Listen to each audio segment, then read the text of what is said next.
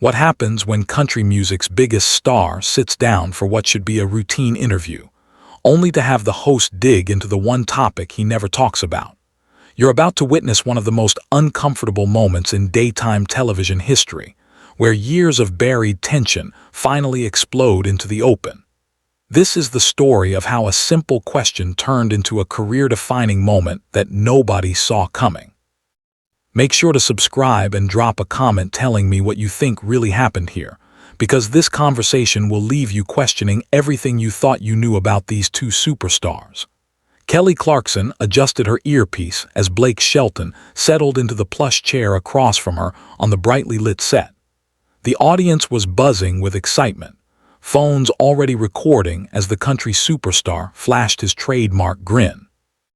This was supposed to be easy, a friendly chat between two coaches who had shared years together on The Voice, promoting his new album and maybe telling a few behind-the-scenes stories that fans would eat up. Blake Shelton, everybody, Kelly announced a thunderous applause, her voice carrying that warm familiarity that had made her talk show such a hit. "It's so good to have you here. We've got so much to catch up on." Blake leaned back in his chair, completely at ease. "Always good to be here, Kelly. Thanks for having me. This place looks incredible. Way fancier than that spinning chair setup we used to have." The audience laughed and Kelly beamed. "Oh, don't even get me started on those chairs. I still have back problems from spinning around so much. But speaking of The Voice, I have to ask you something that fans have been dying to know about." Something in her tone shifted just slightly, but Blake caught it. His smile remained fixed, but his eyes sharpened. "Shoot. You know I'm an open book." Kelly leaned forward, her expression becoming more serious.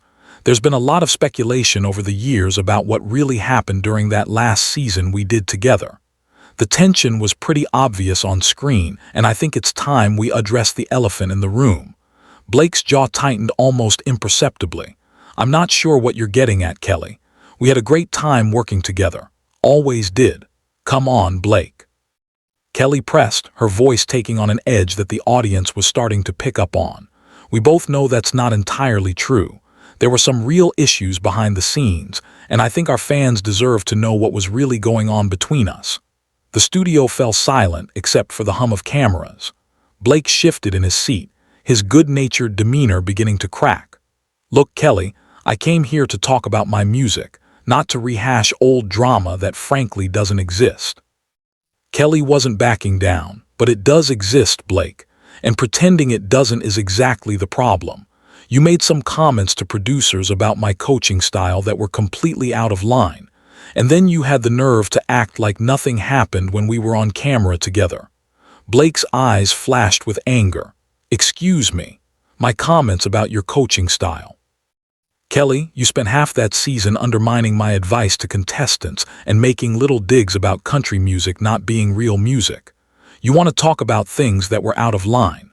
The audience was dead quiet now, sensing they were witnessing something far more raw and real than the usual polished talk show banter. Kelly's cheeks flushed, but she pushed forward. "That is not what happened, and you know it. I was trying to help those kids find their own voice, not just turn them into Blake Shelton clones like you seem determined to do." Blake Shelton clones. He sat up straighter, his voice rising slightly. "Kelly, I've launched more careers from that show than anyone else, and you know it. Just because I actually gave honest feedback instead of blowing sunshine doesn't mean I was trying to clone anybody." Kelly shook her head, her own frustration starting to show. "Honest feedback. Blake, you told Sarah Mitchell that her original song sounded like something a teenager would write in their diary. She was 17 years old. That wasn't honest feedback. That was cruel." Blake's face hardened. "Sarah needed to hear the truth about the music industry. I wasn't going to sugarcoat it just to make her feel good. Sometimes being a mentor means being tough. Being tough and being mean are two different things." Kelly shot back. "And the way you talked about her after she left the room was even worse. I heard what you said to the other coaches." The tension in the studio was thick enough to cut with a knife. Blake's hands gripped the arms of his chair. "And what exactly did I say, Kelly?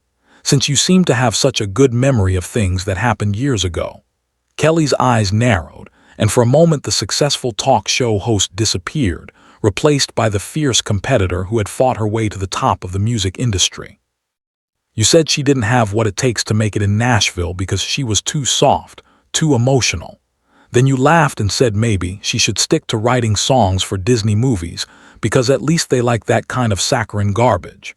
Blake's face went pale, then flushed red. That was a private conversation between coaches.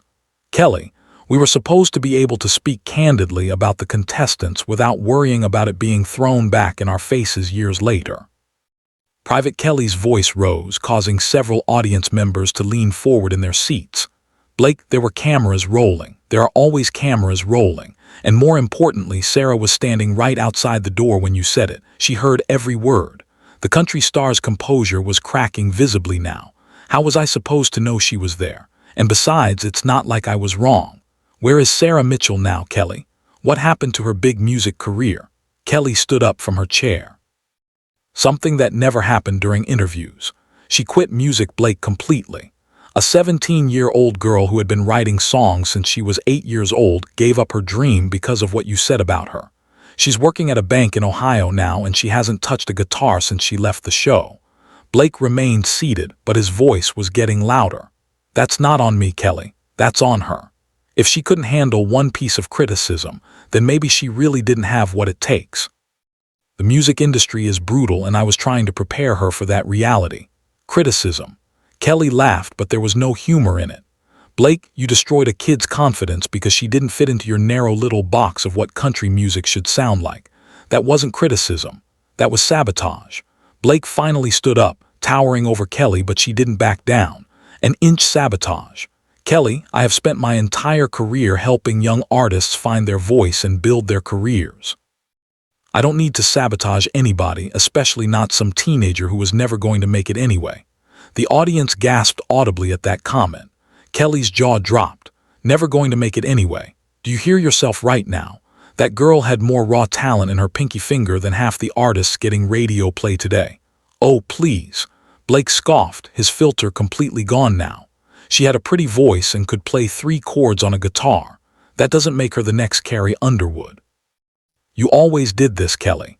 You fell in love with these sob stories instead of focusing on who actually had the talent to win. Kelly's hands were shaking now. Whether from anger or hurt was impossible to tell. So stories, Blake, these are real people with real dreams, not just entertainment for your amusement. And for your information, I picked winners just as often as you did. When Blake's laugh was harsh and cutting, Kelly, when was the last time you heard a song on the radio from one of your voice winners? I can name 3 of mine that are in the top 40 right now. The studio was so quiet you could hear the cameras worry. Kelly took a step closer to Blake, her voice dropping to barely above a whisper, but the microphones picked up every word.